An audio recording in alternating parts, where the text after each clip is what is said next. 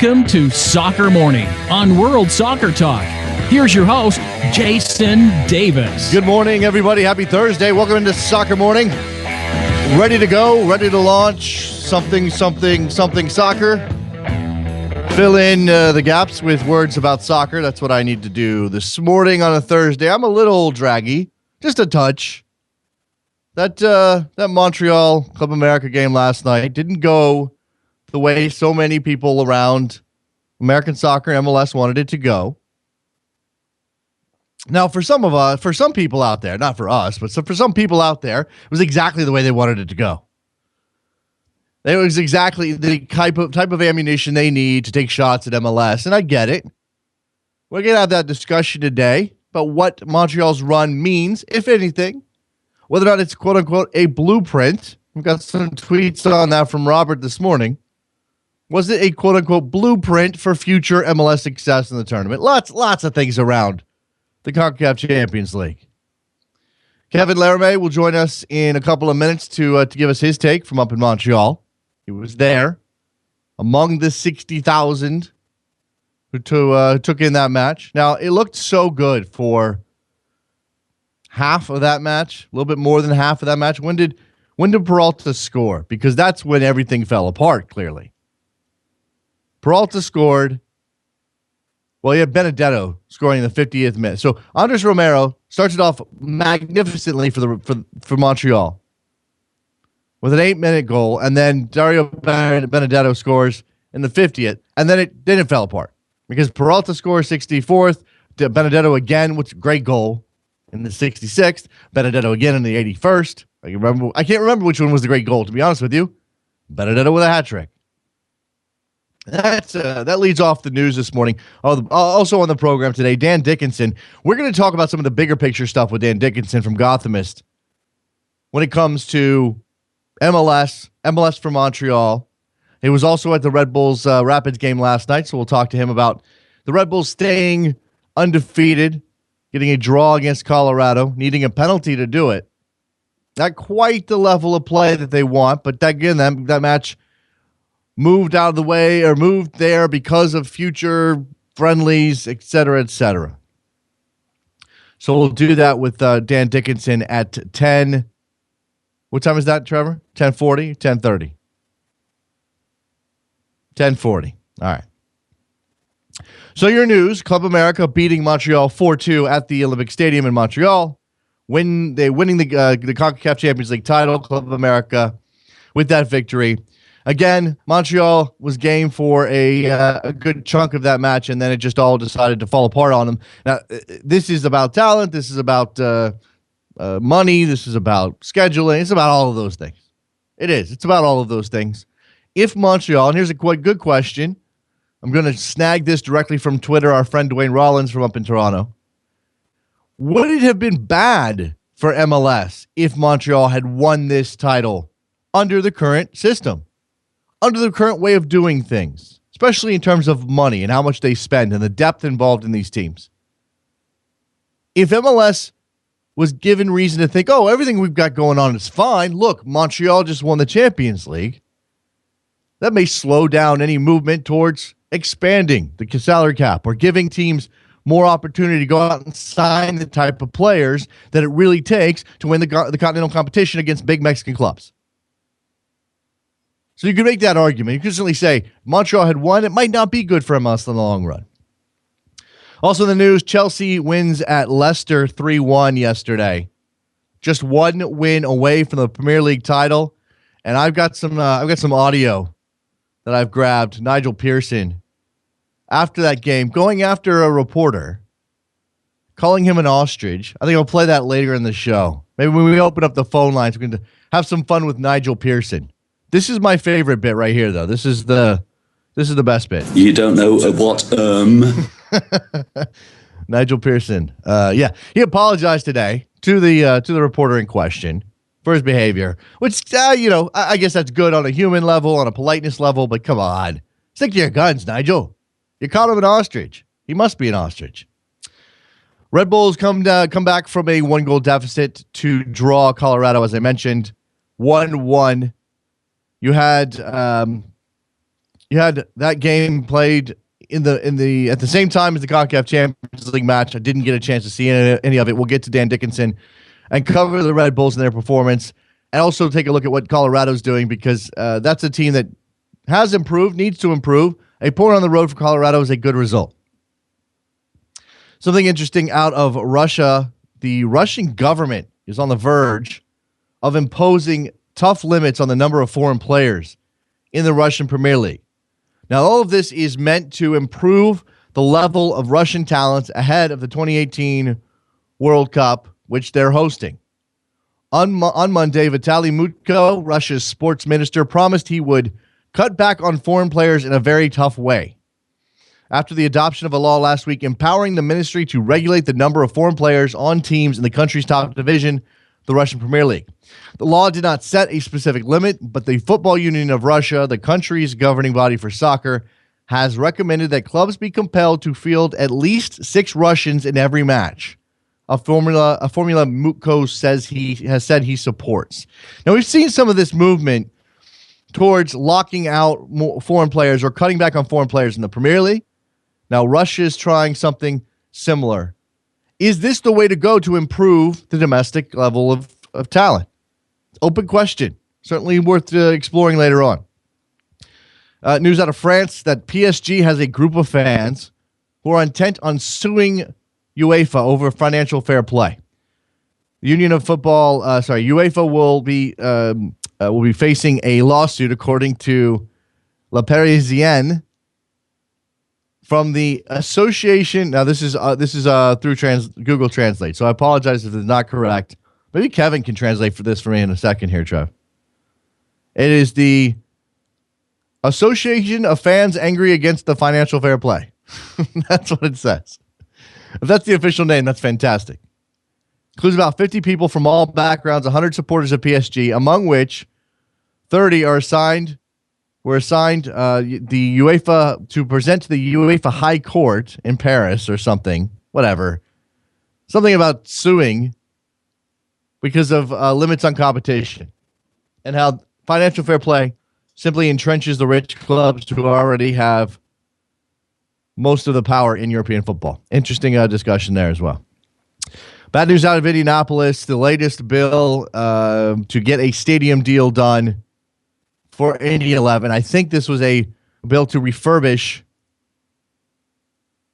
IUPUI's Carroll Stadium, which is where they currently play.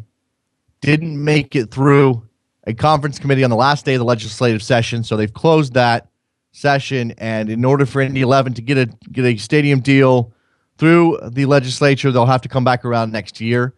Not sure what this means yet for Indy 11. I mean, they'll continue to play at Carroll Stadium, I imagine, and do fairly well. But they were looking for $60 million. They were looking to do a $60 million stadium renovation with at least 20 of it from taxpayers, and that bill has died in committee. All right, let's take a break. When we come back, Kevin Laramee from Montreal will join us to talk about Montreal Impact's failure to win the CONCACAF Champions League and what went down there at Olympic Stadium. Don't go anywhere. Soccer Morning, WorldSoccerTalk.com. Talking too loud, but I can't hear you calling.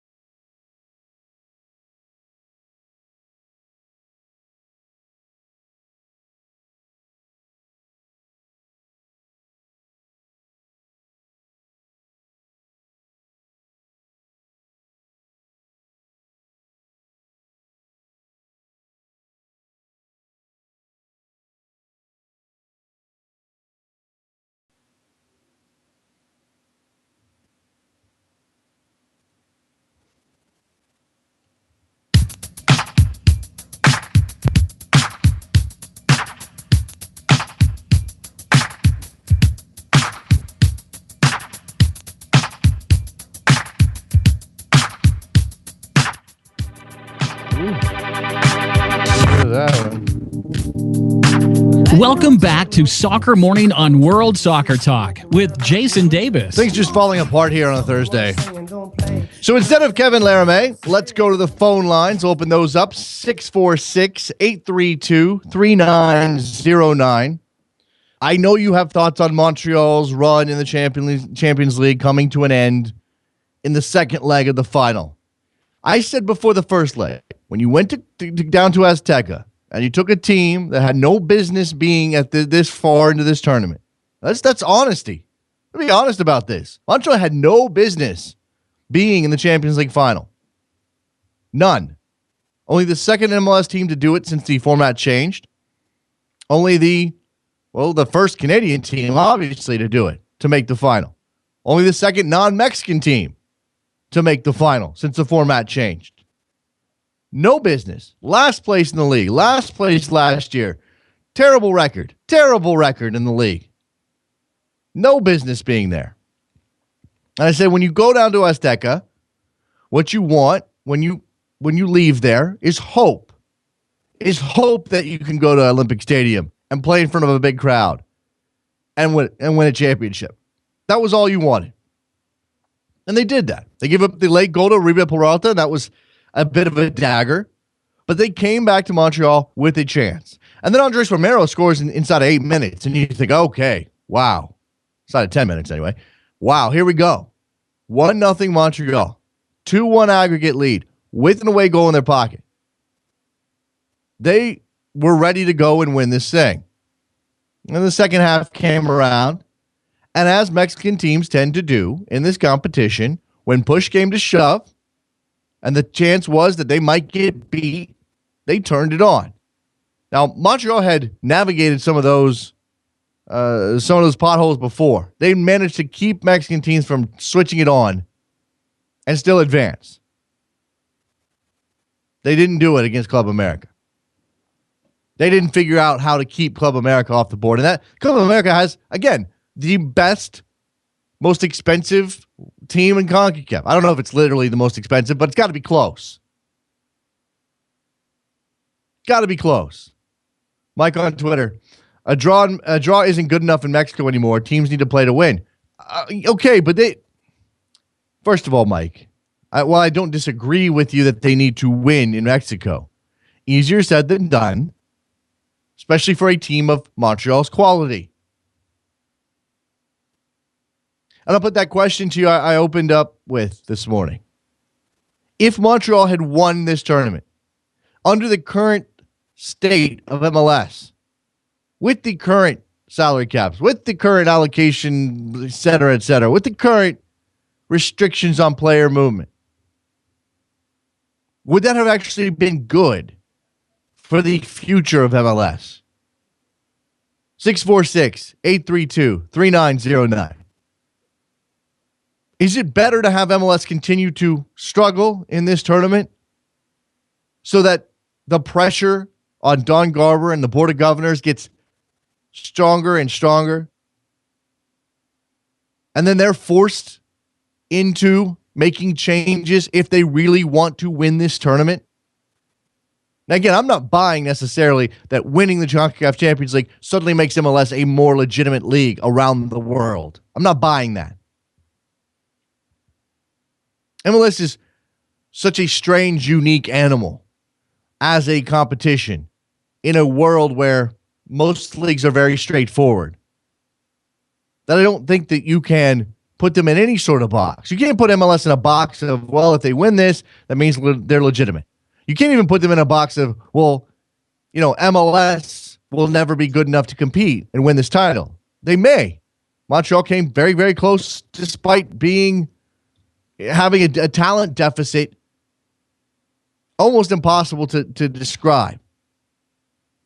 I mean, again, the gap between what Club America had available to them, the depth they had on their bench, all of those elements outstripped Montreal by factors of 10. Factors of 10. Let's go to Ray in Milwaukee. What's up, Ray? Well, a lot of things were going in favor of Montreal I think this Club America team was ripe for the taking in a lot of ways. I thought that when Montreal scored first, I thought Club America was going to fold like a deck of cards because I've seen it in league play. And the other thing happened, but they responded. And so I got to give a lot of credit and need a lot of crow to America. But what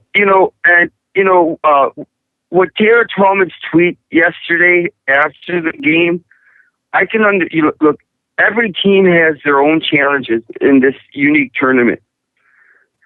Look at the depth. We talk about the money and the payroll that Mexican club teams have, but the later this tournament goes on, they're fighting for playoff positioning. And look at America had, their Super Classico. It's sandwiched in between these finals. And you also look at, there's been Central American teams have won this tournament on the old way. There was 4 Central American teams in the knockout stages of this tournament. So to go out here and tell me that money is the overall issue, well, there should have been 4 MLS teams then to be in the knockout stages.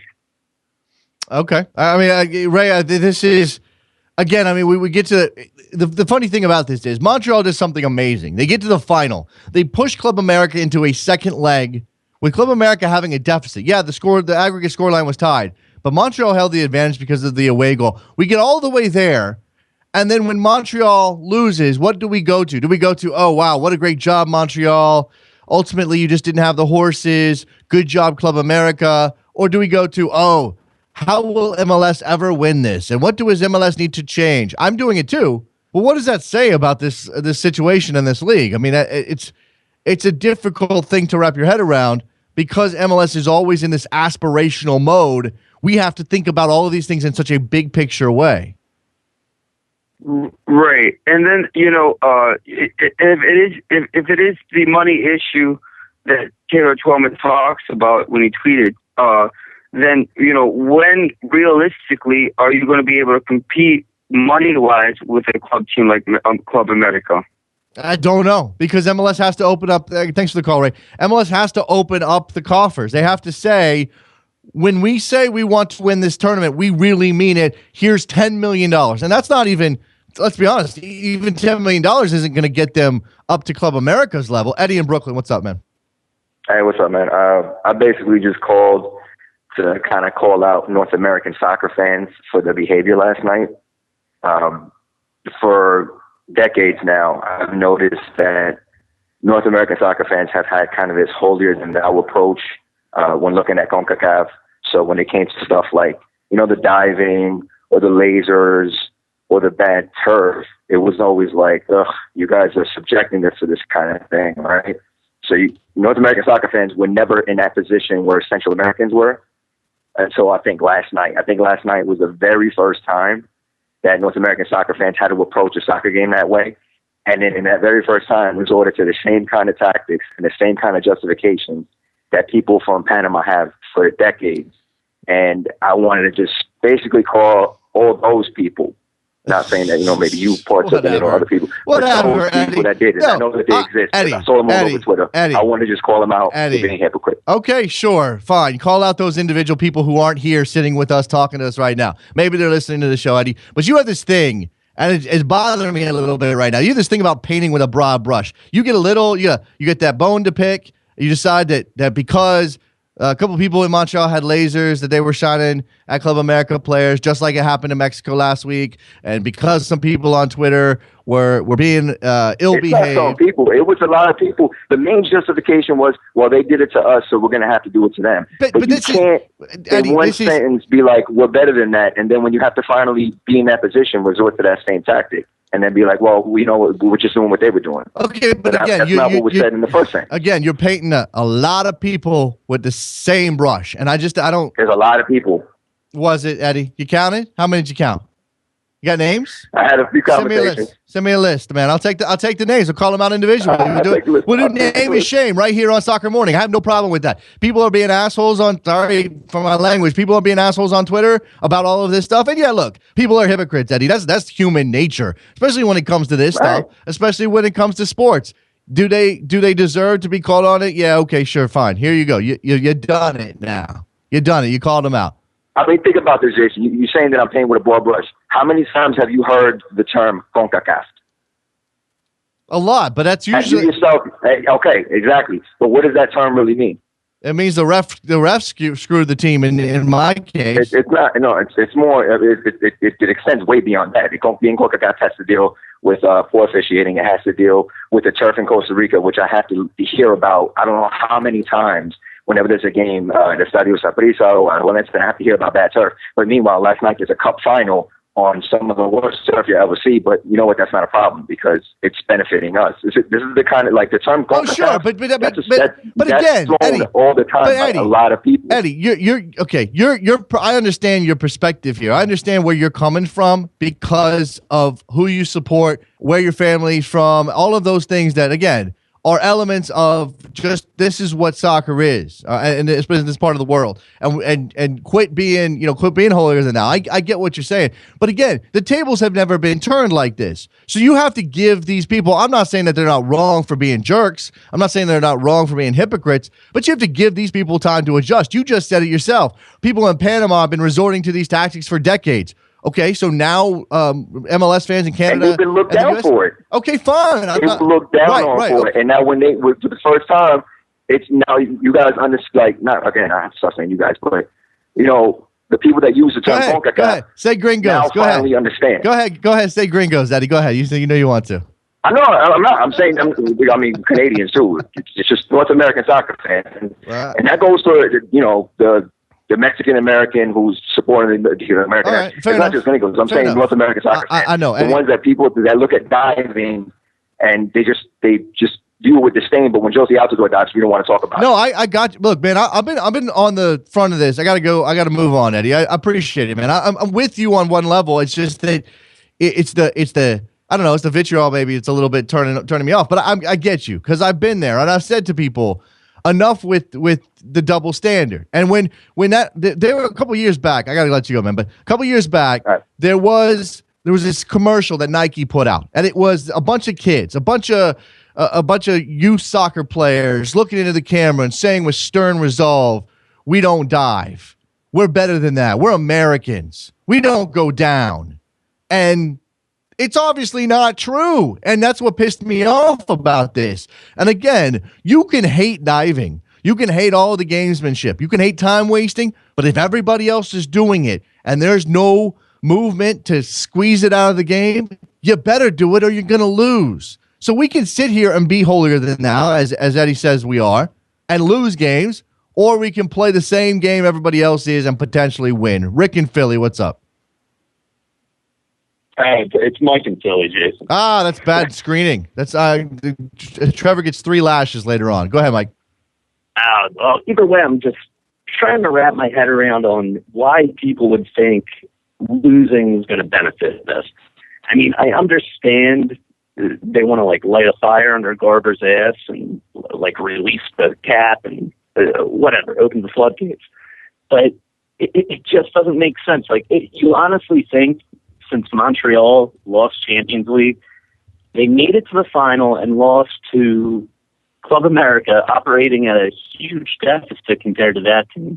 I mean, what they were able to accomplish on such a small budget already, and what Salt Lake was able to accomplish a few years ago, I mean, they're on the bubble. They're doing good enough, and they're completely at a disadvantage from a salary cap standpoint. Of course. So we honestly think that Montreal losing is going to make a difference of them saying, "Oh, gee, we really need to allocate an extra $10 million." No.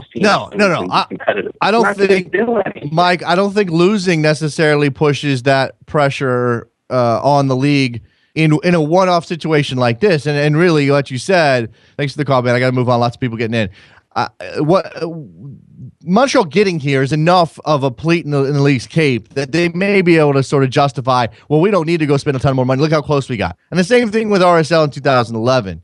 But I think that the more years go by that MLS doesn't win the title, then there is going to have to be. And again, it's. I don't expect the league to respond to that. This may be all bluster. This may be all rhetoric from Garber and the like that, oh, we really want to win CONCACAF Champions League. Here's some allocation money. Here's another foreign roster slot. Okay. Is that really going to be enough? Apparently not. Let's go to Ottawa. Who's this?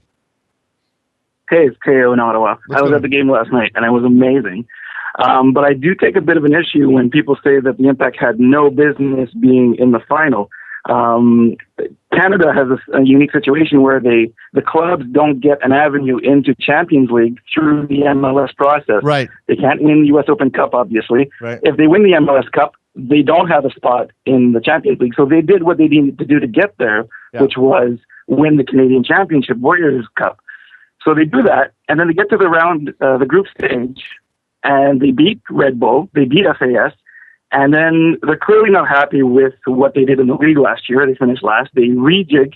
They go get some players. And what you're seeing right now is the fruits of that effort.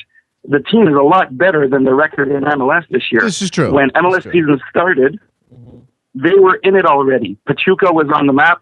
We had beaten them, and they were all in on CONCACAF at that point. This is true. So what I'm hoping is that at this point, they can now focus their attention on MLS Cup, and you will see the true Montreal Impact and the talent level shine through in the league. Let's hope that happens. Thanks for the call. I appreciate that call from Ottawa. I'm going to move on. A couple guys trying to get in here. I'm going to try to squeeze in one or two before we get to Dan Dickinson in a couple minutes. Daniel in Atlanta, what's up? Hey, good morning, Jason. How's it going, man? It's going. You got a couple minutes here, Dan. You got to go quick. All right. When MLS teams take this competition seriously, that's when we'll see a championship winner. When you have teams like the Red Bulls, Kansas City, the Timbers, DC United, any one of them could have made it past, the round of the group matches. But when they don't take the competition as seriously as Montreal did, then there's really no complaining of why we can't have an American team. But that's not the way it's supposed to be. Win. Daniel, that's not the way it's supposed to be. If I get what you're saying, like Montreal put all of their eggs in the CCL basket. They put them all in. They went in preseason in Mexico to get ready. They did a lot of things that were obviously aimed at doing well in this competition, and it paid off with the finals berth. But it shouldn't have to be that way. I mean, MLS teams should be able to compete enough in the league to at least maintain their status as a potential playoff team and be good enough in this team. I mean, in this tournament. And the reason that they can is because the depth isn't there. Now, there are other factors involved, but a lot of it's about the depth, about the way MLS teams are able to spend their money. You can go and get a Nacho Piatti, but you probably need 3 or 4 players on that level to even have a chance to do both. And that's what I'd like to see. I'd like to see an MLS team be able to do both and not have a hangover and not have to be in last place in the Eastern Conference in order to be focused on this tournament, Daniel.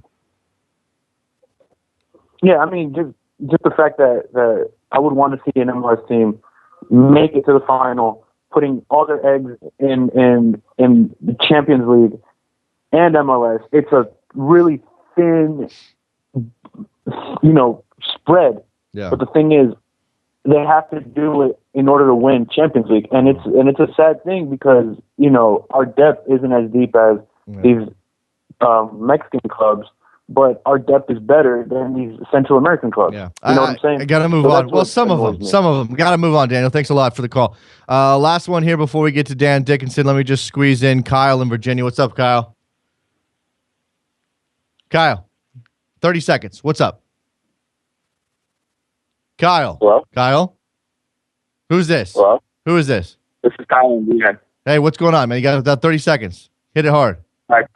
What I wanted to say is the broader issue that these CCL near misses reflects is a disconnect between league office rhetoric in terms of wanting to be a top league and then their actions in terms of squeezing salary cap, numbers, roster sizes down, preventing teams from actually having a proper depth that's necessary to devote equal resources to both MLS late season playoff pushes and competing in the group stages and things of that nature. So I don't really think anything's going to change until we see them really shift and kind of have their actions align with their words. Yep, I appreciate it. Excellent, perfectly summed up, Kyle. Thanks a lot. I got to move on. Let's take a break here. When we come back, we will grab Dan Dickinson from Gothamist, talk a little CCL, Montreal in the CCL and the league's campaign to push them forward in that competition, and some Red Bull as well. Don't go anywhere. Soccer Morning, WorldSoccerTalk.com.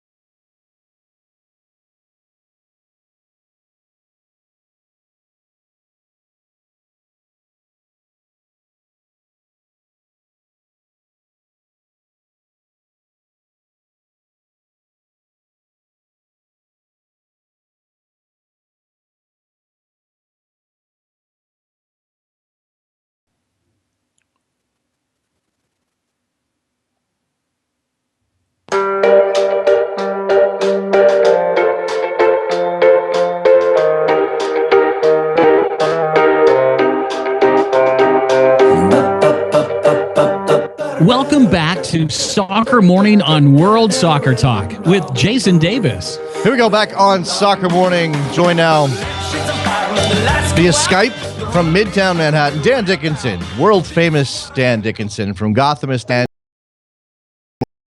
famous and Come Reddit. on, Well, I mean, I think anybody who's like a muckety muck on Reddit in some way is famous. Pretty much. You guys do a lot of driving of clicks and things, I hear. Dan.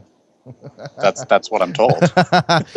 So Dan's here in part to talk a little bit about Montreal and the Champions League, but not in the same way we've been discussing it so far. Not in this, what will it take for an MLS team to win, Dan? No. A little bit more in the, and I kind of railed against this in the last couple of weeks, Dan, the notion that all MLS fans need to get behind Montreal and support them in the final so that MLS can get this title. I'm kind of against this notion. Where do you fall on it? I'm almost as far against that notion as you can get. I think I went on a little bit of a rant after the final whistle blew last night, and I had about half the people agreeing with me and half calling me salty and asking if MLS had taken my lunch money. Well, for you, what is the issue? What is at issue? I mean, for me, it's about, sports is a very tribal thing. Support your team, support nobody else. I mean, that's my attitude. Where is your issue with MLS sort of pushing this everybody from Montreal narrative? I think that's a lot of it, especially when it comes to the extent that fans had bought in, and I didn't see necessarily tons of outpouring of support from other fans, but there was some, and it was very kumbaya, and it really bothers me. It's not like Tottenham fans are going to be wishing Arsenal well in the FA Cup because they're both from London and win it for London. It's you're right. It is tribal, and it's silly to think that a Toronto fan would want Montreal to win it. Ultimately, to the extent that fans were asked to buy in, fans should want their teams to win it, and for teams like Sporting Kansas City or DC United or the Red Bulls or Portland, who were knocked out of this competition, to buy into Montreal winning, it feels kind of empty. But my main issue wasn't with the fans necessarily. It was with the way the league approached it in whole, the whole MLS for Montreal hashtag and having other clubs lending the support, because it's just I've never seen anything like that in the game or in any sport. Yeah, look, it happened in 2011 with RSL. It happened again this year. I would argue there's a little bit of a difference between 2011 MLS and 2015 MLS, but even if there wasn't, to have the league sort of send marching orders, hey, everybody, this is what we're doing. Again, here we have to have a cognitive dissonance when it comes to this league, Dan, because we have to imagine that these are individual clubs doing their individual things in order to give all of our love and support to them, even though we know they're not, even though we know they're part of one big single entity here. And when the league does things like that, I think it breaks that spell, and that's part of my issue. Yeah, no, I think I described it as the worst manifestation of single entity. It's this belief that we're all in it together. And to an extent, I understand it because this league does generally operate with a chip on its shoulder. It wants to be respected and it wants to be, seen highly in the world. But I mean, aside from the fact that I don't think winning the CCL is going to do anything to change that, it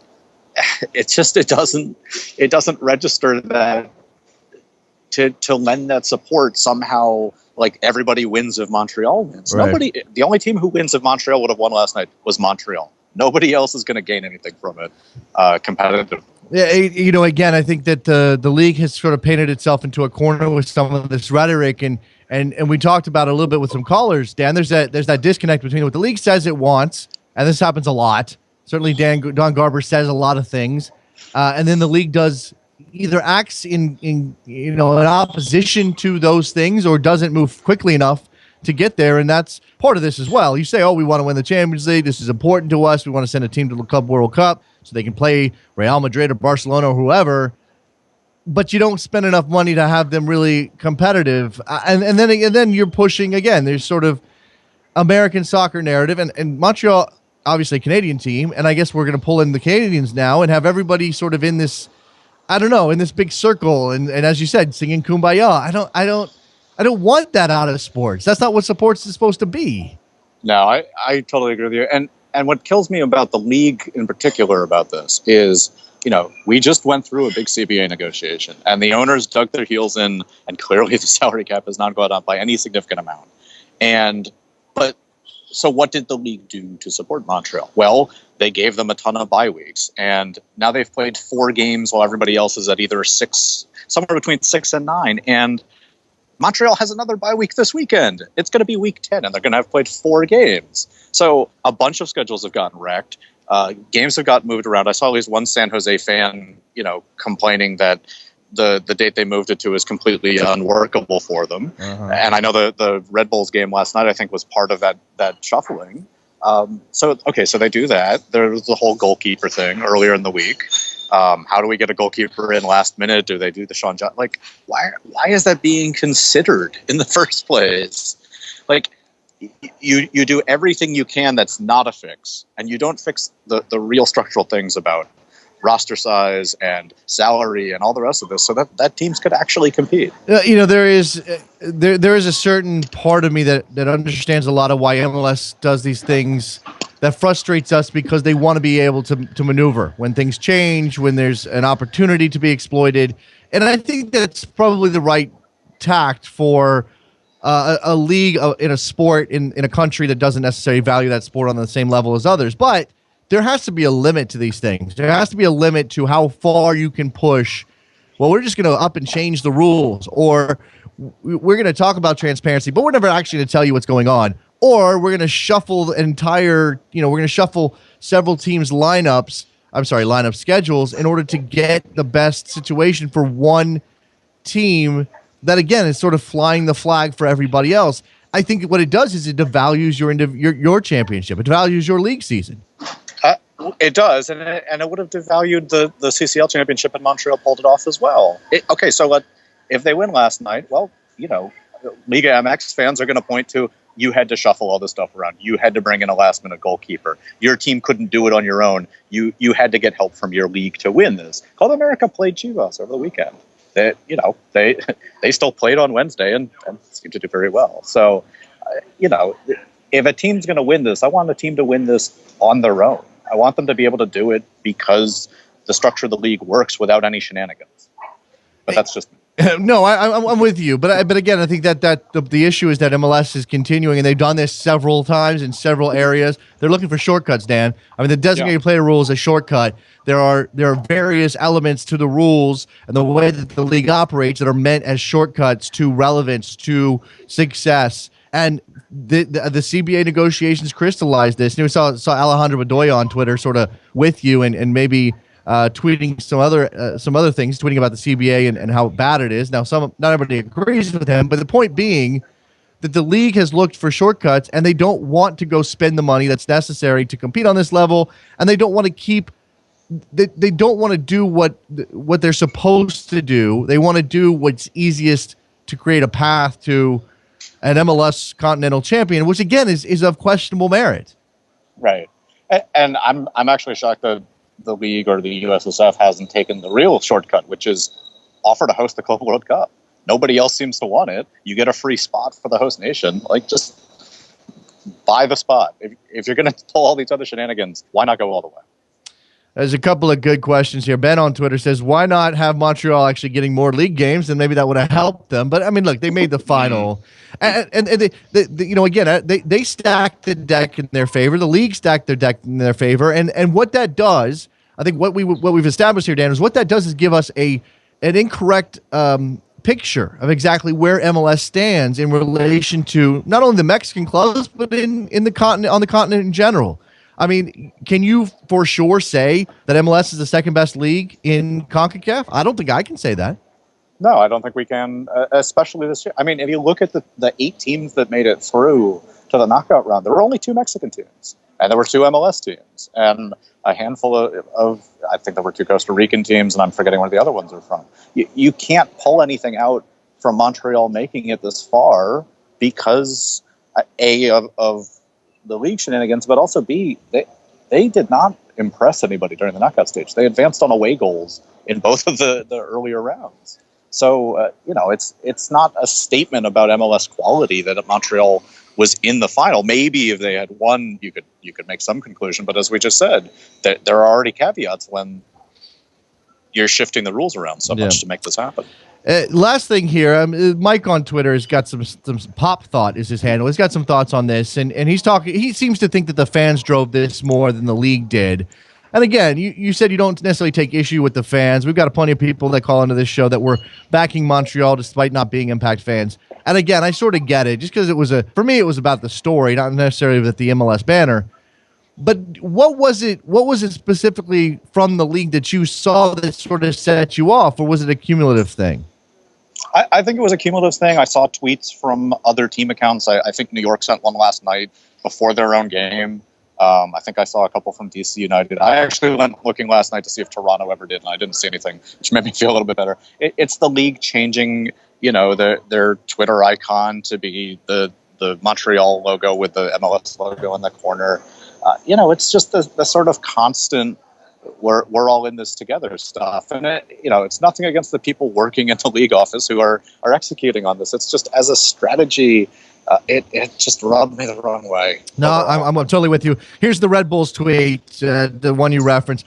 That was a run, Impact Montreal. We're proud of you. MLS for Montreal, RBNY. Just to tag it. You got to tag it RBNY for some reason. I don't know why. Yeah. And remember, this is a team that was in the same group. They got knocked out by Montreal. Knocked out by Montreal. I'm totally with. I would love for more antagonism. I don't need hate necessarily, Dan. I don't need anger. I don't need name calling, but I need some antagonism. And the problem is that MLS is still in this.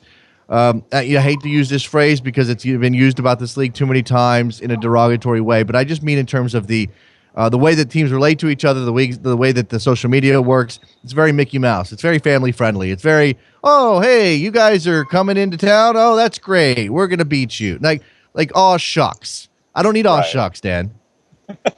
Well, I don't think anybody needs the aw, shucks. No, we don't. Dan Dickinson, Gothamist.com. Follow him on Twitter at Dan. It's Gothamist Dan. Gothamist Dan. I remembered. And check out his work there. And he's over at Reddit as well, directing things at /MLS. Dan, thank you very much for your time, and appreciate it, man. No problem, Jason. All right, let's take a break. When we come back, Get those phone lines back open. You got more stuff to talk about? We'll do that. Soccer Morning, worldsoccertalk.com. Yeah.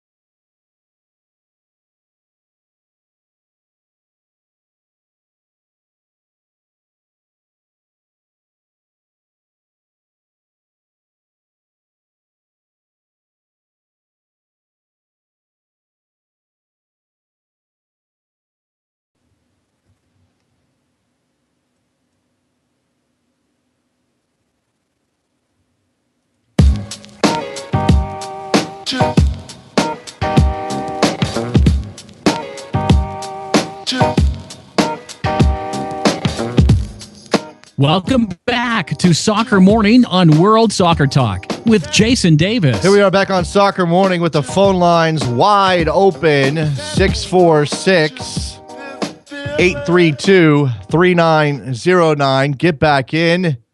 Get on the air. Talk about whatever's on your mind, whether it's Montreal, MLS for Montreal, whether it's ostriches, Nigel Pearson and his ostriches. Why don't I play just a little bit? This is Nigel Pearson. Going after a reporter. Now, I do love the fact that this is still very English. Yes, I know he was sort of aggressive with a reporter and called him an ostrich and questioned his ability to do his job, and he called him stupid on several occasions, but it's still very English, still seems pretty reserved to me. I got a couple of clips. Let's listen to the first one. If you don't know the answer to that question, then I think you are an ostrich. Well, your head must be in the sand. Is your head in the sand? It's not. Are you flexible enough to get your head in the sand? Probably not. My suspicion would be no. Probably not. I can, you can't. Are you flexible enough to get your head in the sand? Fantastic stuff. Do you have your head in the sand about the CCL and Montreal's run? Jose in Texas, what's up? Hi, Jason. How are you? I'm good, man. How are you? I'm not doing well at all. It was rough for me to watch. I was looking forward to something else. I remember I told you yesterday in last show, and I was worried about Rio Coker playing out of position, and unfortunately that turned out to be a weakness. However, the reason why I'm calling mostly is because I have to respectfully disagree with your last guest. I think that MLS is a different phenomenon from the rest of the leagues around the world. We get excited whenever a new team comes in. We get excited when a new acquisition comes in. When David Beckham came in, because we see this as a work in progress. Sure, but whenever these things happen, go ahead. Well, it's also an element of an inferiority complex, Jose. It's also a factor of. I mean, it's also a product of that as well. It's this. Oh, well, we're not good enough yet. All of these things make us a little bit better, so we're gonna all be in this together thing. And again, I'm not saying it's. I don't know if I want to say that it's wrong. I want to say that it doesn't strike me as right. The way I see it, though, is that I remember I was living in Mexico in 2001, and that's when Cruz Azul had the really historic run in the Libertadores, and it was the first Mexican team to get to the final. And they played, and the star was Cardoso, who was a player for Toluca. And I remember the whole country was behind that team. So I don't think this is something new. Well, okay, but you've identified something here, Jose, which I think is interesting. This is Mexico going down to South America's tournament and having an opportunity to win the Copa Libertadores. This is very much about aspirations, right? So Mexico winning the CONCACAF Champions League, no big deal. Whoop-de-doo. We're the best league in the region. Nobody cares. Mexico going and winning South America's league with Brazil, who they have a sort of a love-hate relationship, but certainly a rivalry with on some level. And I was always given fits in international competition with Argentina, who's obviously viewed as a better soccer country. All of these are viewed as better soccer countries: Brazil, Argentina, Uruguay, Colombia. And when Mexico goes down there and plays well, it is. I understand the patriotism about flying the Mexican flag and flying the Liga MX flag. I guess that's the same thing that's at work here for MLS. Only it spans 2 countries. And again, because the MLS has never won it, I think you've identified something that's at work here, the psychology of this. Yeah, I honestly think that if you look at the MLS, we are nowhere close, in my opinion, to reaching our ceiling. We have a long way to go. Liga MX has reached its ceiling. I don't see them becoming better than they already are. They've already won the CONCACAF. They've been to the Club World Cup, and they always end up in the same spots. We, on the other hand, we are 20 years young, and we are changing the rules. We are trying to make this experiment, and every year it's a different chance for the story to be written. Yeah. The fact that the first MLS team is going to win, that's going to be in the history. That puts the name of MLS out there. That gives us leverage to get new players come in. If Montreal had won this game, it would have given them a lot of leverage to get 2 DP signings in June. Yeah. If I could say something else, though, I think that a lot of people are looking at this Impact team and they're saying, oh, yeah, it was expected they were going to lose. They weren't up for it, etc. But, however, if you think about it, it was a new goalkeeper. They only have 1 DP, 4 key injuries. The captain was playing out of position. They had no preseason, and they had 15 new players. So all in all, I'm very proud of this team, and I think it was a good run for not only the Impact, but honestly for the MLS. The fact that all these people in Mexico and all around the world are talking about the CONCACAF Champions League, and they are talking about Montreal, the MLS, Montreal, they put the banner, all of that stuff, I think that's good for the league. Okay, fair enough. Thank you so much. Thanks, Jose. Jose in Texas. I mean, obviously be proud of if you're a Montreal Impact fan, be proud. Absolutely. But are you proud if you're a fan of the San Jose Earthquakes? I don't think you are. Let's go to Tim in Brooklyn. Hey, man. I would love to agree with Dan Dickinson. I hope his team never wins CCL. I'm a supporter, man. I totally agree with everything you guys have been saying on this. I have one team. I only want one team to win. That's New York Cosmos. And, in the end of the day, if Montreal won, would everyone be happy that the only teams that have won CCL are Mexican and Canadian? Like, is that really going to make you happy? And, if they had one in 100 years, when people look at the list, they wouldn't see MLS one. They would see the Canadian champion Montreal Impact. Okay. I see what you're saying. I think it's I can't even comprehend that. Okay. Anyway, no sleep till Brooklyn. All right. Go Cosmos. Thank you, Tim. All right, there you go. Tim in Brooklyn, obviously very very excited for the Cosmos to come play in his borough down at Coney Island, as we talked about yesterday. Giovanni in California, what's up? Hey, what's up, man? How you doing? I'm good. What's up with you, Giovanni? Not much, man. I'm just I was watching I wasn't really watching the game last night, but I was listening it through the radio because I was at work. But from what I heard, man, and what I've seen, I don't understand why MLS. I understand why MLS was behind Montreal, but I don't understand why we were actually behind a Canadian team, man. Yeah, it's from Canada, but I don't understand. It's Canadian, man. Why? Well, okay, because they're still MLS. I mean, I don't know. I don't think that. First of all, very, very little Canadian representation in terms of what their player roster looks like.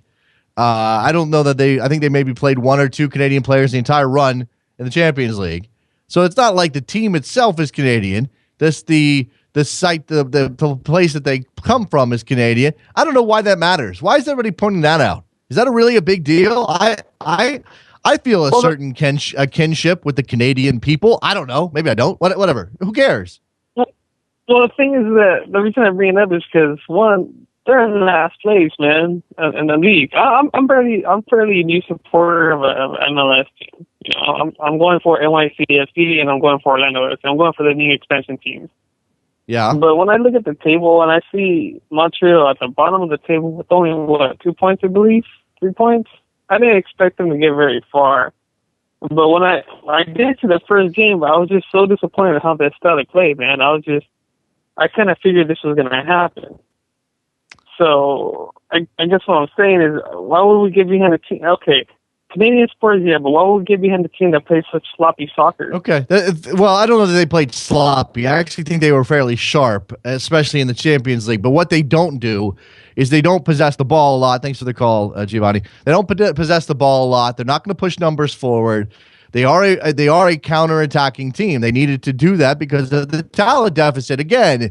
And so you have a couple of questions here. One, do you want a team to win the Champions League under the current system, which therefore may allow MLS to sort of justify the way things are even further than they already do? And number two, do you want a team representing MLS to go and play reactive soccer and win this tournament? Or would you rather wait for the day? And look, RSL got close, and they actually played some very proactive soccer back in 2011.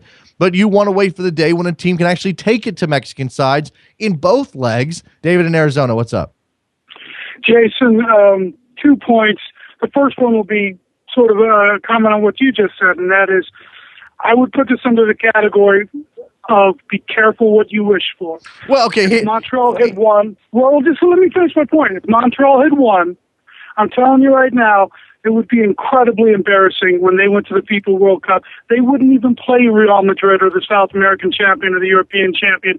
They'd get worked by an Asian or an African team. Well, okay. Well, first of all, first, David, first, you can't know that. And the last time around, Auckland City got past the Mexican side. So I don't want this to be, I mean, you know, let's not make any assumptions about the performance of the MLS team at the Club World Cup. Yeah, would they get beaten eventually? Yeah, of course they would. But I just don't know that we can assume that they would embarrass themselves, David. Well, that team would, in my opinion. I'm not saying they're bad, but my point is that right now the best team in CONCACAF, and I think the best team in CONCACAF for some time. Now, granted, they're inconsistent, but when they're playing the way they need to be playing, is Club America. I mean, that's a hell of a team. That team has a chance to actually go and compete there. And really, for CONCACAF, it's best if Club America wins. Okay, wait. Do you care? You care about that? Do you care about Club America going to the Club World Cup and representing well for CONCACAF? I would like to see CONCACAF do well at the Club World Cup. I would. All right. I'm not saying, and I guess the fact that they're Canadian does play into this, but I really don't care. I feel the same way most people have on the show today, that this is a club thing, not a league thing. So that's the first point. The second point I want to make, Jason, I said it a couple days ago, Jeffrey Webb has got to do something, okay? Montreal did it now, too, with these lasers. I think both these teams need to be fined, and their next competitive home match in CONCACAF needs to be behind closed doors. He's got to nip this in the bud. He's got a beautiful opportunity right now to take two clubs from two different countries, two different geographical regions, really, and lay down the law and make it clear that this isn't going to be tolerated. And this will force these clubs to take action. And let me tell you, Montreal and Club America, both of them, they have cameras. They can find the people with these lasers, and they can kick them out of the stadium, and they can ban them for a season, ban them for life as season seat holders. This is stuff that happens in Europe, and this is what you got to do before it gets out of control. And the next time, it's not a laser; it's something else. Okay, all right. You're really worked up over the laser stuff, David. I get it. I appreciate the call, man. Let's move along. Let's talk to Robert in LA. What's up, Robert? Hey, good morning, Jason. Good morning, Robert. Hey, I know everyone's talking about the CCL, and I wanted to ask you a couple questions. First of all, with all the injuries they had, with Map out and Bush defended and Porter out, they were still able to keep their own. I know the scoreline. I know in the last 45 minutes they kind of blown out, but they were able to hold out. Yeah. Compete even with all the the injuries and all the adversity they had. But also, I wanted to talk about Dominic Goduro. I don't think in the second half him and Piatti had good chemistry wise, because he's very fast, but just those connecting the ball really cost them in the second half. They had a couple of issues. They had opportunities to break in that second half with 3-on-2 situations that they failed to convert. That should have been easier. Should have been put away. And look, you could make the argument. Look, Club America had a sitter that they missed in the first half as well. So you got to throw those things out there. I know we get into that when we talk about these games. We talk about results. We go, oh well, it should be 4-1. It should be 2-0. It should be 3-0. You can't do that because you'll be doing it all day. Teams miss chances. Teams hit posts and crossbars. Teams waste opportunities on the break. It just happens. We can't do that. So I think in the end, what we have to agree on is that the best team won. Again, whether or not you want to say that this was good for MLS, that Montreal got this far, playing the style that they did, having turned over their entire roster, completely foregoing league form. They did not give any attention to their league form for the most part. They just barely got by, and they're in last place. So what do they do now? Can they recover from this? We can only wait and see if it was worth it from Montreal's end, Robert. Yeah, well, I agree with you. They should use this as motivation to make the playoffs and hopefully do better in the league. And I do want to say that. Thanks for taking my call, Jason. Appreciate it, Robert. 646-832-3909 is the phone number if you want to jump in. Got a couple minutes left here on Soccer Morning to talk about the Montreal. Look, it's been all Montreal all the time today. And that's not the only thing on the agenda. It's not the only thing that's happening out there, but it clearly is the overall concern of most North American soccer fans. We have some calls from Canada today, obviously, as well. It is whenever this happens, whenever MLS gets close to some sort of notable achievement, whenever MLS gets some sort of recognition outside of U.S. and Canadian borders, there's going to be this pressure for everybody to be all in. We're all on the same team here. We're all working for the growth of MLS and American soccer and North American soccer and Canadian soccer, except we're not. And again, there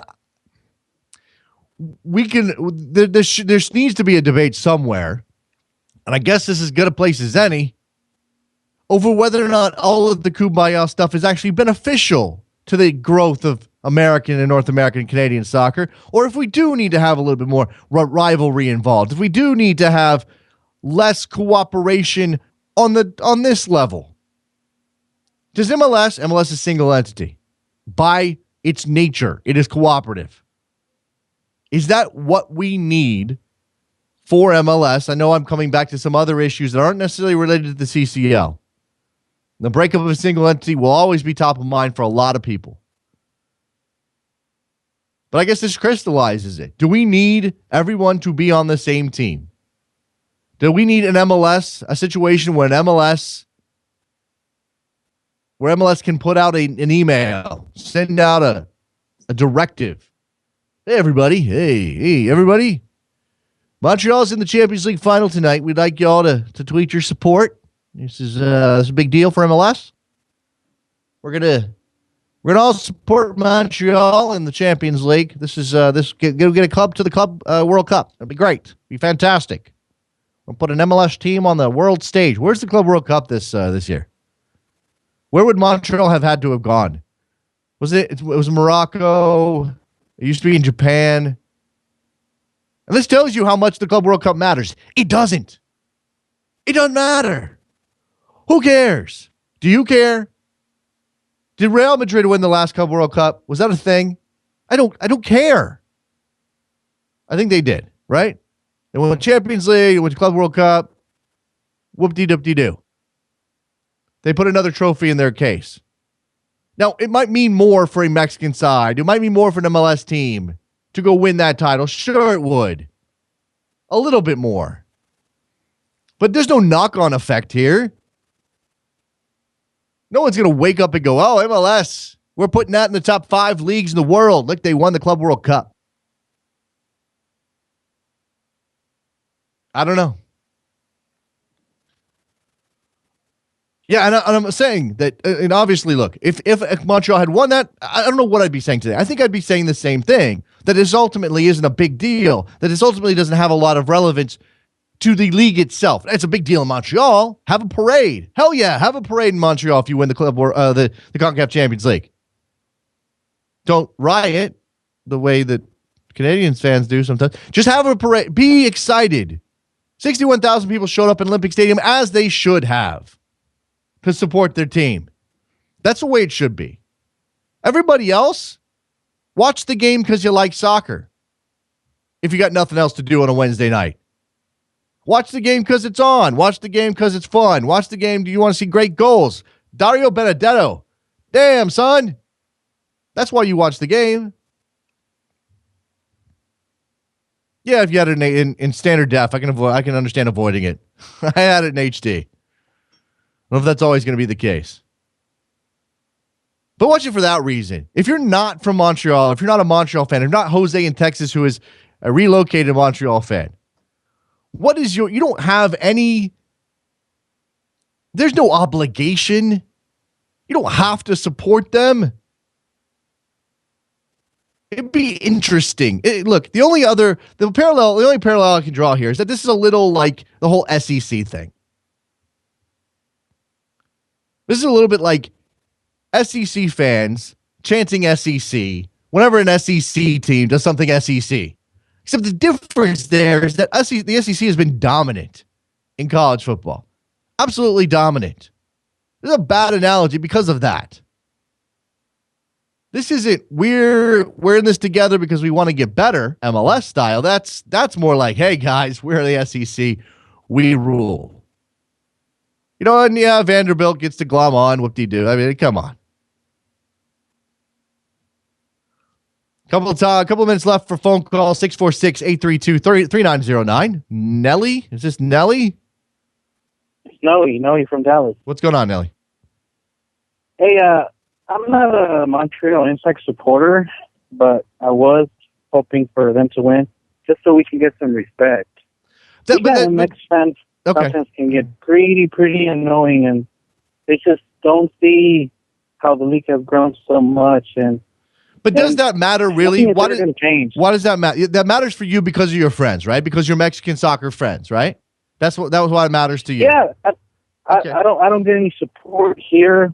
I'm Hispanic. I'm Mexican American, and I root for FC Dallas, and I'm Mexican. Oh, don't root for FC Dallas. You're Mexican. Support the Mexican league. But I mean, again, and then we don't get support from the American side. Oh no, soccer is boring. Support real football. I know. So we don't get support anywhere. I know, it's a lonely existence, Nelly. I understand, man. It is. It's a lonely existence. I can't tell you not to care about what your friends think of MLS because that would make your life a little bit easier. But at the same time, FC Dallas is your team. Find your FC Dallas people. Be with your FC Dallas people. Support your FC Dallas team. The Americans, the Americans will come around to it. The soccer hating Americans will come around to it one day. We know they will. And you know what? MLS. You also think the USA should try to host the FIFA Club World Cup? Well, maybe that's the only way we can get in. Yeah, that was actually posed. Dan Dickinson mentioned that. He said, "Why hasn't MLS taken that shortcut and hosted the Club World Cup?" Well, I think that maybe maybe the United States and U.S. soccer, I'm guessing that's who would have to bid on that.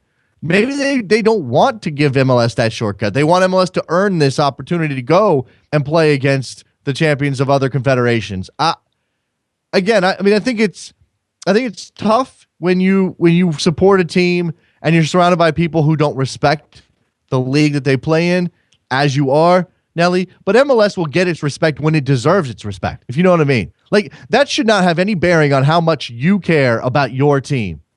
If you're all in, I know people make judgments about the quality of MLS, and that's why they don't support it, and that's fine. That's their loss.